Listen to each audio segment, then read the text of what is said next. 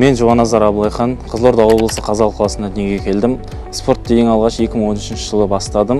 2017 жылы өз біліктігімді арттыру үшін Қызылорда қаласына спорт интернатына Қалилы Қален ағайымыздың қолында жаттығуға келдім. Қазіргі таңда Қазақстан ұлттық құрамасында 81 килограмм салмақ дәрежесінде өнер көрсетемін. Деген бұл менің өмірім. Осымен тұрып, осымен өмір сүріп жатырмыз.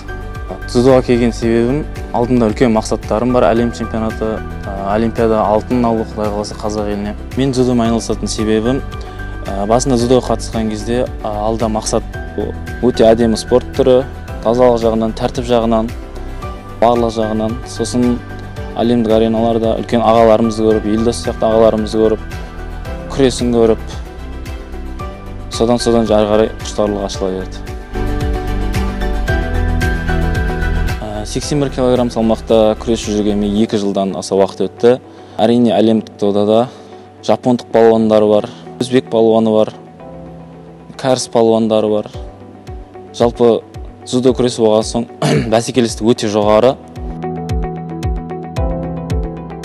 Дзюдо күресі болмаса, мүмкін мен бокспен айналысатын едім.